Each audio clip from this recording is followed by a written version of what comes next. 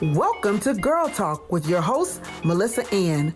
Girl Talk is that show which discusses the real issues Black women face being a mom, a dad, a wife, a girlfriend, a sister, a co-worker, a therapist, or whatever hat Black women wear on any particular day.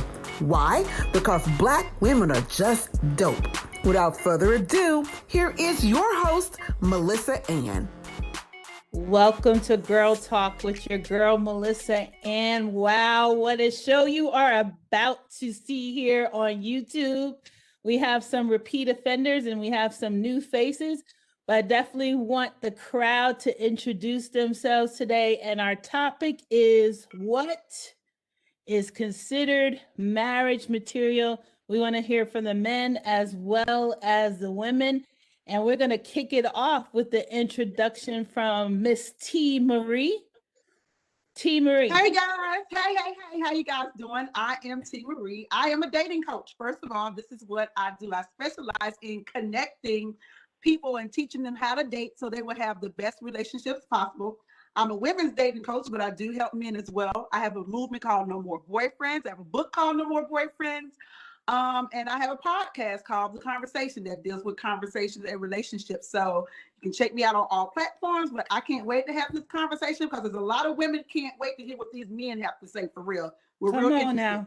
Yeah, they're sitting and they're waiting. They're like, okay, I need to hear this. So I'm ready to have a talk. Yeah. All right. Who got a rebuttal? Is it Fred or Kai? Who wants to introduce themselves first? I'm speechless. I didn't know we was on here with a date coach champion here, but my name is Fred Miller. I am divorced, parent of two boys. I have joint custody, so I get to spend half my time with them. I'm excited to engage in this conversation and talk about what's marriage material from my perspective. Oh, you didn't know I was bringing out the big guns, huh? I see. And we just gonna do woman man. So Lasonia, happy to have you on as a first timer. Thank you, Melissa. And hello to everyone out there. I am interested in learning as well. I also think that if we can be very transparent, it will help each and every one of us understand what it is to look for that next man or woman in our lives. So I'm very excited about this. Yeah, and I'm excited to hear your standpoint because we've had many conversations on the topic as well as value. So you need to school the men on here and value, girl. Tell them. And last but not least. Yes, sir. Your boy is back all the way from Brooklyn via Atlanta. Atlanta via Brooklyn. But look, I bring big guns too. I'm happy to have this conversation. Thanks for the invite. And I'm all about that whole transparency thing, LP. So I'm with you, baby. All right. So let's dig in. So actually, I saw a article about, or it was a Facebook post from Michael Baisden on Men Only Respond. What is considered marriage material? And we saw a bunch of men talking about, being financial and first God and all of this, all of these different explanations. And nobody say, but at the end, in my opinion, but she gotta look like Beyonce. So I raised a little flag because if someone comes to them and they don't have the right physique, are they still going to be as open as they were saying they were on that particular post? So I wanted to get some feedback from the men as well as the women on what do you think is marriage material, because women have an opinion too on what they consider to be marriage material. So who wants to kick it on off? Well, I'll kick it off. So here's what I'll say about marriage material. So the first thing I'll say is this is a more of a rhetorical question to the group, right? When you go, have you ever gone picking fruit or flowers? Mm-hmm. You pick fruit that's not ripe or that's wilted, flowers that don't look right? I don't pick no fruit because there's critters out there or flowers, but all right, so let's make believe you did pick fruit, Melissa. Let's Just humor me. Just work with me on this one. Okay. So, in a perfect world where there's no critters and we can all work hand in hand in the fruit garden, in the rose garden, I mean, what kind of rose or flower or fruit are you going to pick? You're going to find the one that's ripe, ready to be eaten. It's not going to be green. You're not going to pick a wilted flower, right? So, initially it's the eye. We see, we like, we get to know. And then that's that part. But looks ain't everything, but it's something. Like we say, money ain't everything, but it pays the mortgage, right? So, but once you get to know that person, that becomes the measure of that woman. And for the women, that becomes the measure of that man. And so you have to be able to get a measurement on where they are. Are you compatible? Is that person someone who can be a friend? Where can they even move up the friendship hierarchy? Are they going to tell you what you need to hear, and not what you want to hear? Are they going to support your dreams and your goals? Are they going to, call you on BS when you're BSing? So these are the types of things that matter to me when it comes to marriage material. And you said the key word at the end, that matters to me. The first thing we got to understand is there's no general answer. We would love it to be a general answer. There's no general answer. So to try to generalize this question really is unfair, or it really doesn't do any good, because somebody's going to be looking for an answer from one of you guys and thinking, oh, well, I don't fit his bill. He's a man. So maybe I don't fit the bill for all men. And it's not true. What women have to understand when they start asking these questions or trying to find out is finding out what the value of that man is first. So the marriage material for anybody is going to be based on their value system, their needs, their wants, and where they are at that point in their life. So to give a general answer is hard, but I do think that there's certain things that all men need. What that thing is, I think as you guys begin to have the conversation, we'll kind of narrow in on what that is. But as far as it being one answer, that's a very hard thing to try to narrow down. Yeah, you talked about, Kai, picking the prettiest fruit, right? The fruit that's ripe, the flowers that's the prettiest flower. But if you pick the flower that's already bloomed, isn't it going to soon die? Doesn't it become wilted? Doesn't that fruit become spoiled at some point? And if you pick the fruit that's not all the way ready, you have an opportunity to nurture that fruit. If you have a flower that's not all the way ready, you have enough opportunity to help it grow, right? Yeah. So what does all the way ready mean? So if you meet a man who not all the way ready, he lives with his mother, you gonna nurture him? Right. Am I gonna nurture him? That's not, but we just said that's not my opinion. But some people might. Well, let's define what it depends. Why does he live with his mama? Well, let's put a definition. Does he have goals? Well, let me not assume this is what you meant, Melissa Ann. Let's qualify what it means to be not all the way ready. What do you mean by that? It means that it sounds like you want the perfect thing. You want that perfect fruit. You want that perfect flower. And people aren't perfect. That's what I was saying. I was talking looks first. Okay. Look, why are you shaking your head, Katrina? Well, two things. One, you really don't want to take a chance on developing something. I think too many times we think if we pick something that needs some help growing, one, we may not have what it needs to help it develop it to be what it is. And then two, what it becomes may not be what we want. So I'm not really a fan of helping anybody develop into anything. Now, I will add to something that you're already doing if we're on the same page about it. But that's a chance that we're taking when we start talking about developing people and helping people grow and helping them see. People should already have an idea of where they want to be. And if they don't, that's a red flag, one. And two, you're taking a big chance hoping that when you pour into this person, when you put your fertilizer on it, that it grows that particular plant into what you need to be. So that's that on that. Now, as far as looks, looks are relative, but looks are important to whoever. Not that, and everybody's looks are different. So for men being physical, of course, that's one thing that's going to take place. It's not the only thing, but we do know that it is almost the first thing because it's the first thing that you see. You're Right, that we visual. see. Men are visual. Right. Women aren't as visual. Men are very visual. Sometimes we can see past the ugly and be like, well, he look pretty like, we see past things like that, but men are visual. Not the So ugly. Let's let Lasonia and Fred jump in, but I don't agree on the development because we're all developing. I'm not saying go down to the bottom of the barrel and get someone that just ain't trying to do anything, but we're all developing as we grow. So there could be an individual that you are helping to develop with what you have and have learned. But Lasonia and Fred, I'm gonna let you guys join. So let me say this. So yes, the initial attraction is the physical appearance, but I'm gonna be 50 this year. I'm too old to date potential. I'm just too old to date potential. So maybe not a flower, but maybe a shrub. We don't have bushes at this age. We have lawns and shrubs. So if I'm gonna plant a rose bush, I'm gonna plant it knowing that it's gonna bloom 2 or 3 times that year and it's gonna come back. It's not gonna wither.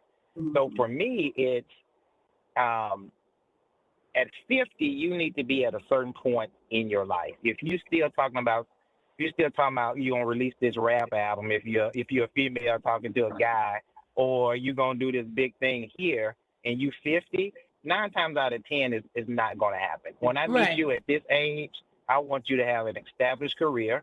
I either want you to be looking long term and are you creating a second source of income, but I can't be bringing these things to you as new ideas. And that's, at our age or at my age, that's not marriage material. Marriage material is someone that has their own vision, their own goals, and that could use the support, but also could support you in your goals and your vision. Okay, Lasonia, what you think? I think everyone has good points, but our experiences in past is going to determine how we answer this question. So I think everyone needs to be a good communicator, right? So we may be flexible in some areas than others, but I'm almost wanting to second what Fred said. At this age, whether you're 20, 40, 50, whatever the age is, I would like for you to at least execute on whatever plan or future plans that is. And when I say execute, meaning if it's future, what steps have you taken to at least start whatever plan that is? So a lot of guys I find, they have a dream and they have not started that dream. They have, we all dream at night, maybe you may daydream, I don't know. But what steps have you taken to get to that dream? So we could say, if you're taking 2 steps to a 5-step dream, then Melissa, you may say, well, I can work with that. Then, someone else Kai or someone may say, I really want you to have 4 out of those 5. So it just depends on your tolerance level. And I think that comes from within and our experiences, because if you experienced a lot of bad relationships, you're going to be a little bit harder.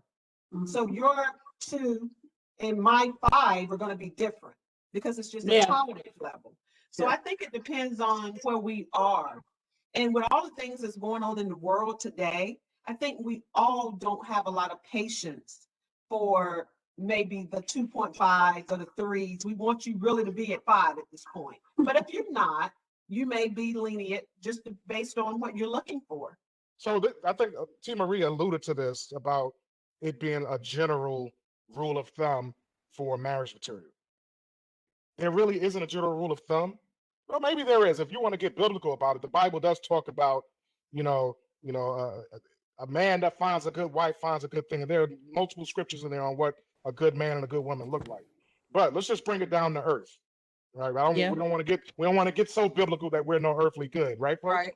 So there are some common threads that men and women look for in each other, outside of the things that Lasonia shared and what life's experiences has brought.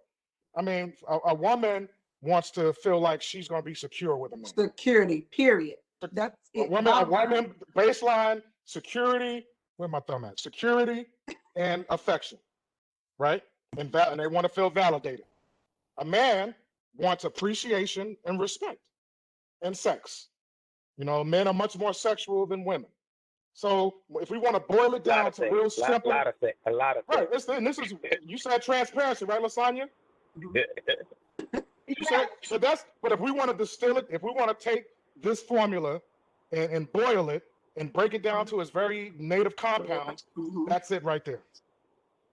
So here's some of the one response. Understands the value of showing up in a positive manner spiritually, physically, emotionally, and financially. I saw the word financially quite a bit. So I guess I want to dig into the physical part because we've talked about the emotional, meeting people where they are, etc. But I really want to talk about the financial part because if I make $3 million a year, do I date someone that makes $30,000 a year? How do each of us feel about that? A lot of times we focus on the revenue. We don't necessarily focus on the net profit. So you can make $3 million, but if you spending $2.9 million, better than the guy that's making $30,000 that got $15,000 left. So I think when we talk about it from a financial perspective, it's really about how do you manage your assets, and are you jumping at the next best thing all of the time, or are you saving for a rainy day? Are you saving to have a emergency fund so when something comes up, you are able to handle that without pulling out your credit card? I think that's the real discussion because nobody really has that disparity of 3 million and 30,000. I think where marriage goes wrong or relationships go wrong is when somebody is not fiscally responsible with what they make. And that includes tithing back to the church, volunteering, offering, saving, retirement, vacation. So if you got to go on a vacation and then, you putting it on a credit card and you running up, $20,000 worth of debt just to go on vacation to look good, you got a financial problem. So I think it's all of those things. So you take that out the way. Katrina, if you make $3 million, are you dating somebody that makes $30,000? I will. I'm being honest. I will, because I believe like Fred, and that's one thing that I coach when I'm talking about dating. Women are so focused on the amount a man makes, but they're not focused on what he does with that money or his spending habits, or even because people are like, well, he got $3 million. That doesn't mean you have $3 million though, because based on how he feels about you or how he spends, you still may not have access to that money the way that a man that makes 50,000 does. So it really just depends on what type of man and how he spends his money, how he saves his money, what he does with his money. Because a lot of times people that know how to, save, like Fred said, save and put their money back and still have money left over. Really, that's the valuable man. That's the high value man. Sometimes men who don't know how to save and spend, I don't want him. And then sometimes he thinks he's more because he makes that amount of money. I don't need that. So it's really based on how or what he does with money. Okay. Lasonia, what you think? So, TMarie, let me ask you this. You're getting ready to pop bottles, right? Because so you got Moscato coming out, all of these things. Yeah. Which is congratulations, is wonderful. Thank so you. You're saying that you are okay maybe dating someone that doesn't have your same goals and ambitions, whether that's whatever it is he likes to do, and he can make 50 grand and you're making 200 grand. And as long as he manages that 50 grand well, you're going to be happy. But if he manages that 50 grand well and you continue to progress, do you find that it becomes a problem because you guys are not progressing on the same level, because remember, he's already at 50. He never was at the 2. So, or 200, 100 or whatever. So how do you overcome the, the possibility of him being resentful? So how do you make him feel comfortable with that 50K that he makes? Well, number one, it's not for me to make him feel comfortable. If he's resentful, that's something that's going on within him. But we'll talk about it. As far as the money, it's not the money more than it is his goals. Because if you have goals, your money is going to grow. If you have goals, and that's my biggest thing, is making sure that I'm dating somebody that we have the same type of goals, the same ambition. It's not necessarily the money, but we have the same ambition. So if you're feeling some type of insecurity, really that has nothing to do with me. We can have the conversation. That's more to do with you. And that's nothing. I can't stop growing because you feel like my growth is dimming your light. If we're really connected and you're really a solid person, my growth is going to enlighten you. It's going to shine light on you. We're a couple. We're solid. We're together. So nothing that I do is going to dim your light. Anything I do is going to uplift you. Anything you do is going to uplift me. If that's what a relationship is about. If that's what we're really, doing, if that's what the relationship is. But you being insecure because I'm blowing up, sir.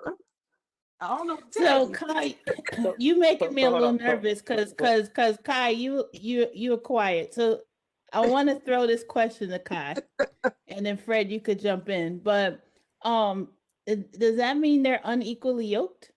Oh, I wouldn't say they would be unequally yoked, but if since we're using TMarie as the example, I mean, if this gentleman that she's given this shot to is a janitor, and he's just cool with being a janitor for the rest of his life, and he's gonna retire and get that janitor pension, that might be unequally yoked, because I'm sure Right. that's not ambitious enough for Miss TMarie over here, right? But maybe he's a janitor now when they met, but he's been putting away $2,000 a month, $1,000 a month, because he got this patent he's working on.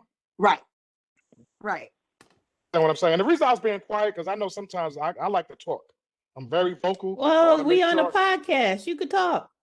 Okay, I just want to make sure we spread, we spread it around. But so I think that, to that point, the ambition, you can be a janitor or a milkman, delivery guy, whatever it is, but you got some kind of ambition, or you got some kind of goal, and you know your purpose. Got to know your purpose, because a person without purpose is like a ship without a sail, period. And so to your point, Lasonia, that's why a man would get jealous and feel like it's a competition with TMarie, because absent purpose, you'll start feeling that way. But if you know your own purpose and you got your own goals, so you can still be in a relationship and married and still be single. TMarie's doing her thing and this man is doing his thing, but they still one unit. Mm-hmm. When I'm saying doing your thing, I'm not talking about infidelity. I'm talking about working on your purpose and your goals. Yeah. Period. Y'all feel me? Yeah. Makes sense. So my question is, why is this a problem when the female makes more money than the male? Because we don't treat our females that way. We don't treat our females as less when we earn more than they do. But it seems to be a problem, or it seems to be some tension when the female earns more than the male. Now, if I married a doctor, there's no way that I will earn or have the earning potential of someone that's a doctor or a surgeon. But if you want to bring it back to the biblical standards, I am still head of household. And my decisions are still supposed to be the decisions that lead the household. Doesn't matter how much money you make. So, the question is, why is it a problem when the female makes more money than the male? And I'm gonna say there's an aspect of when that female wants to emasculate that man just because she earns more money. So I'm just gonna say, if I guess I can't make more money than my husband, because you can't tell me what to do with my money if I'm making more than you. You can't be talking about I'm the head of household. Hold on. Our money or your money? Which one is it? Mine at that point, because I'm running the household. No. Are you married? Yeah. Well, no, I'm It's not. our. It's Single. our. No. It's our. He's It's saying our. Let me by tell you. accident. Let me tell you. It's our. Because when some shit breaks, it's our problem to fix. It's not your problem to fix. But based upon what I heard you say, no matter how much money, if the woman makes more money, I'm the head of household, so I get to do whatever with her money. I get to control that money anyway, is what I think I heard you say. No. You did not hear me say that. You did not hear me say that. I said from a biblical perspective, the man is the leader of the home. It don't matter who makes the money. From a biblical perspective. Right. I heard that. That the man. I'll follow the right man is what I'm saying is if he's saying we putting it all in the lump and you put your 2,000 in with my 300,000 and then we are running this financial empire. That seems a little off to me. Okay, so if you marry someone that made $3 million and you made $100K, you're gonna want to pool your money, and it's all of a sudden it's our money. But don't you just said you lead the house? I lead it's you lead the house on the decisions. It's not you can pull a trump card because you make more money. Because if I pull that trump card and made more money, you would tell me I'm being unfair. So, Fred, can I challenge you in the sense that typically, whether the man makes more money or not, as Melissa just said, you want to be the head of the household, which we've been raised that way. We know men are the head of the household. We got it. But now in 2021, if women do make more, which personally I would prefer for the male to make more than me. That's just me. TMarie, I don't know how you get it, but I just don't get it. I'd much rather for him to do that because, to your point, I know you're going to lead the household. So deep down, I will be able to follow you better because I know when you say, hey, honey, we're not going to leave all the lights on. I'm going to tell all the kids in the house, hey, turn the lights off because daddy don't like for us to have the lights on. But if I'm making the money and you say turn the lights off, I'll be like, I pay the bills anyway, so it doesn't matter. Oh, So, But it would make it easier for me. Son. I am this conversation is so juicy to me. Listen. Here's the household is money, and that is not what makes the only thing, right? I agree. Wait, time out. So first of all, the men on this post keep saying financial. They're not saying you're $20. They're saying you got to meet them financially where they are. The men didn't say, all the men didn't say that, boo. Not all of them, of course not. But I'm saying there is. Are you talking about ones? Okay, the trend. Okay. Yeah. Okay. So we're just commenting on the topic, finances. We know that's what not marriage should be built on, but that's the topic right now is finance. So I just felt like if the man is the head of the household, it's better for them to make more money, but we know that's not across the board and it can't be all the time and always. But for me personally, it would be easier. But if the man, if we're saying if the man has to make more money to be the head of the household, does that matter what kind of decisions he makes? So if he cheats or he doesn't spend the money correctly or he goes out and gamble or he just does whatever, but he make more money, that makes him the head of the household? Because what makes a man the head of the household is the decision making. When you decide to submit, that we know we hate that word, to give power, to allow a person to lead. I love that word.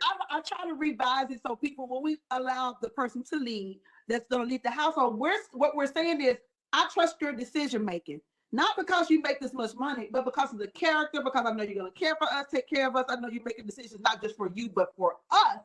And that has nothing to do with how you make money or the amount of money you make financially. So if we start giving people the lead based on what they make and not their character and how they're caring for you in the household, why would we lead to that because he makes more money?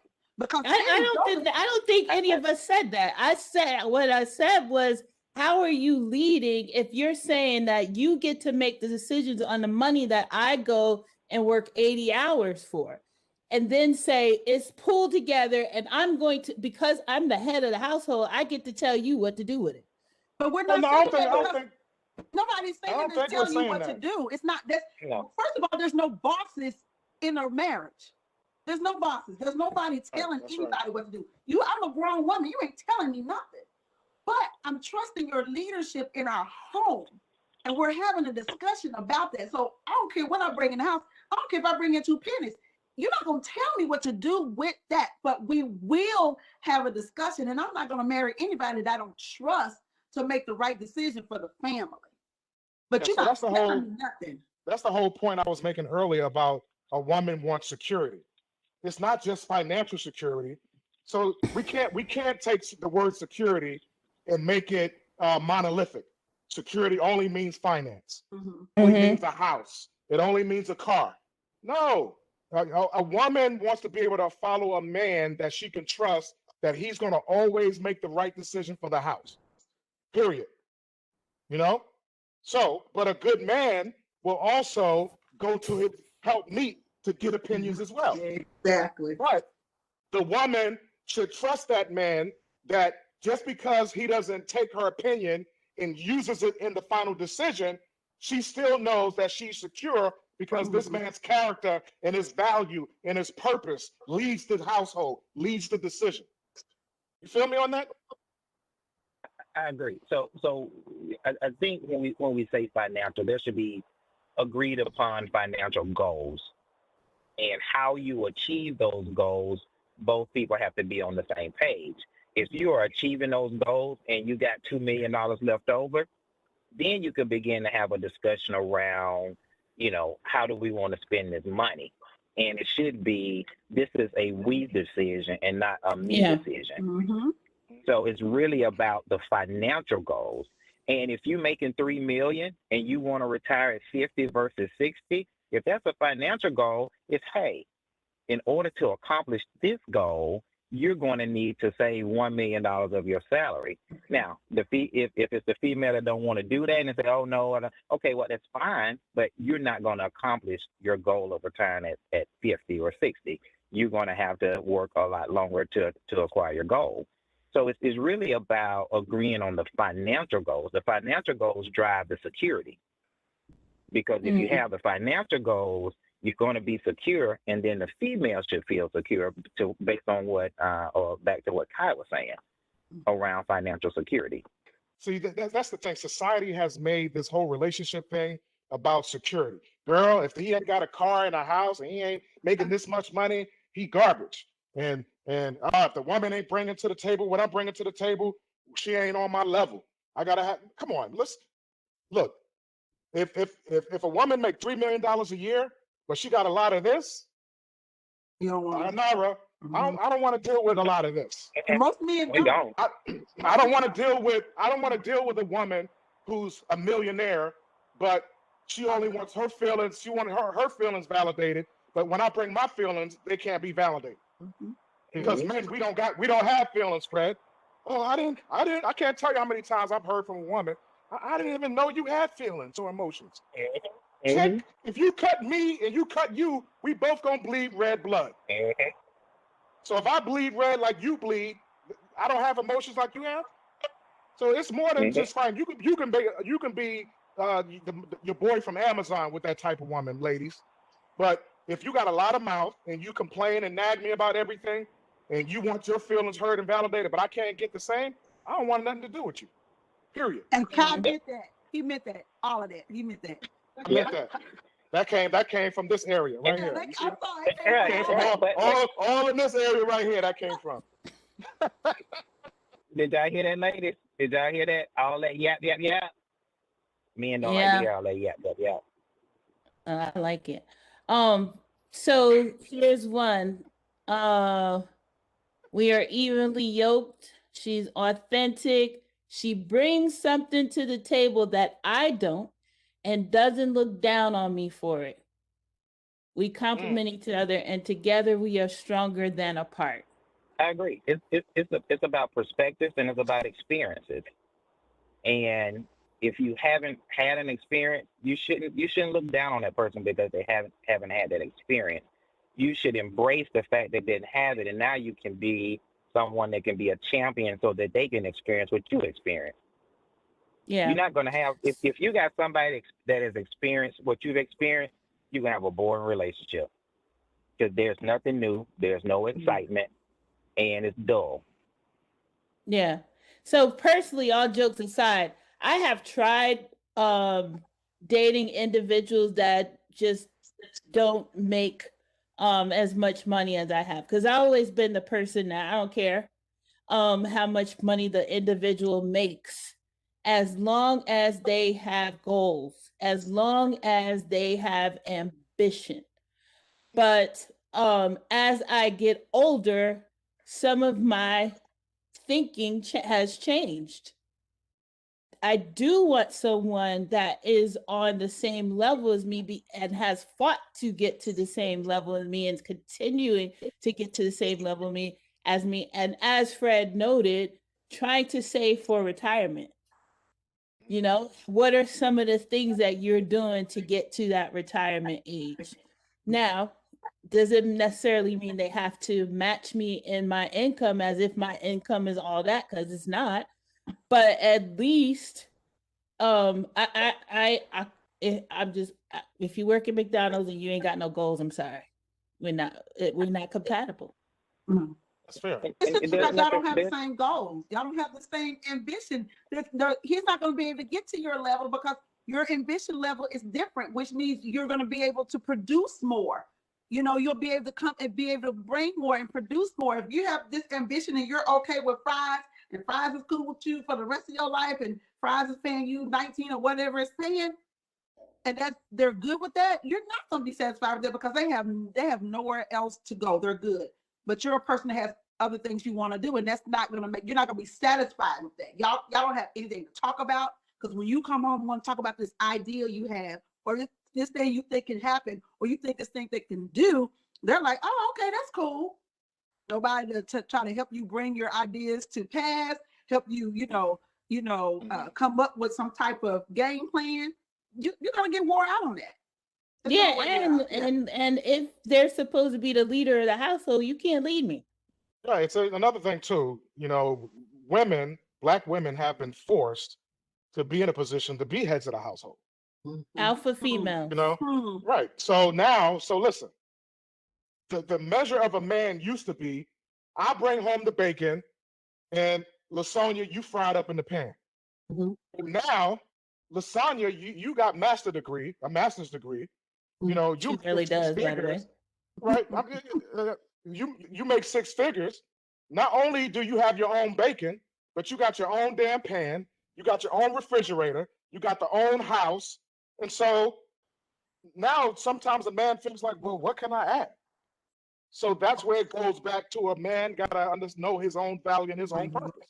It's not what you can bring to the table as a man, because it doesn't matter what our credentials are and what we have. At the end of the day, we are females and you are males. But I think communication is key, because what is it that you need from me and vice versa? And I think we've gotten away from that so much because, as you just said, females have had to go out and get the bacon, the pan, and all of those essentials, because we've been told that you got to be so much better than the next person, whether it's a male or a female. So I think it's ingrained in us to be the best that we can be in order to raise our kids, in order to be just as equal as a man. Let's just face it, you're going to always make more if you are in the same corporation. Males make more than females. So we're already behind. So I think it's a lot of like pent up anxiety in us as females, trying to be something that we really shouldn't have to always present ourselves as. Right. But that's just how we feel. And then if you add the element of being a single parent, you are already thrust into alpha female mode. Right. And you are not dependent on someone else. So because you're not dependent on someone else, somebody has to bring it.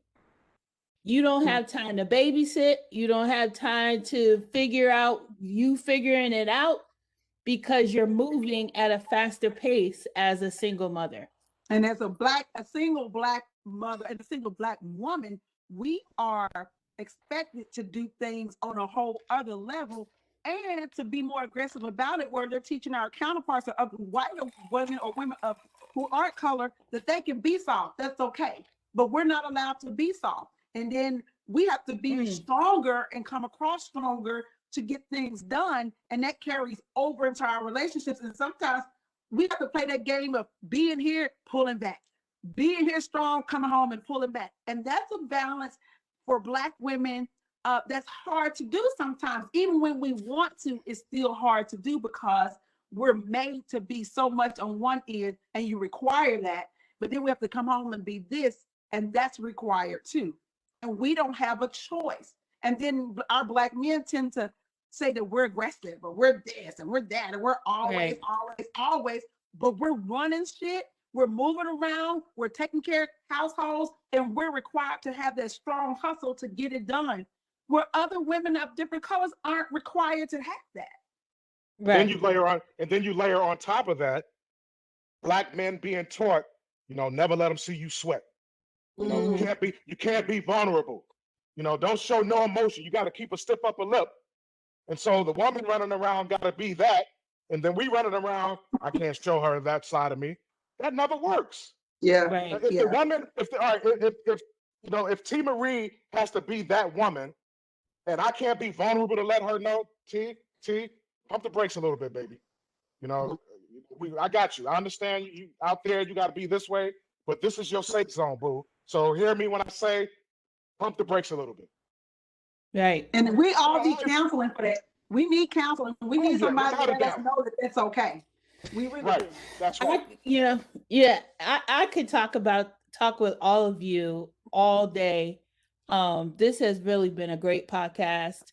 Everybody, give your final word and talk about your projects before we close. So my name is Fred Miller. I'm an executive coach. You can find me at 411careercoaching.com. If you're looking to accelerate your career to the next level, reach out to me. I give you all the information that you need. 411careercoaching.com. I guess my last words would be just be true to yourself. And if you're looking for a mate, make sure that you can live with that person outside of that first appearance that they show you, because people show you different appearances. So just make sure that you looking for something that's long-term and you can live with whatever that is. Amen, sis. So Kai Carr, shake up the juice. It comes from sometimes when you go to the refrigerator, you grab the juice, that sediment is at the bottom, you got to shake it up. So I'm the founder and CEO of Shake Up the Juice, and I'm all about motivation, purpose, value, shaking yourself up so you can be the better you. And when it comes to relationship, that's what it's about. If you're at 100 and the other person you meet is at 100 and working on themselves to be a man or woman of purpose, value, and character, it can work. But that's the thing. That's the problem. When we're unequally yoked in purpose and value and character, and TMarie said it earlier, value system means a lot. Compatibility, when those things are out of alignment, it's not going to work. So you have to take your time to learn that about each other and stop jumping into these relationships so fast. Get to know these people. Get to know one another. No, that's right. TMarie, you can find me at TMarie _U everywhere, pretty much on your social media. Companionshipgoals.com is my matchmaking and dating coach services. You can get those there. I do, like Lasonia mentioned, thank you so much, do have a new Moscato that's coming out. It is out. Matter of fact, it's on the way. It's called Tasty Moscato. It is 15% volume, so it will get you there, but the taste is amazing. So I can't wait to share that with the world. I really love putting couples together. It's important to me that we understand that how we relate to each other is passed down not only to our kids, but to our generations. So until we get our relationships right, we're going to pass on good or bad, whatever that is. So, and if you don't know what that is, be open to coaching, you guys. Please, mental, any type of mental help or help, but coaching really, really helps because it allows you to see what you could be doing wrong or right and how to steer that in the right direction. So be open to being talked to because some of us don't even want to hear anything. We got it, and that's good. But, be open to coaching. That would be my advice. That's awesome. I really enjoyed having each and every one of you. I hope that you will come back, and I see you because I am you. You have just listened to the Girl Talk podcast with your host, Melissa Ann. Subscribe to our podcast on iTunes, Spotify, or Google Play. Until next time, remember, I see you because I am you.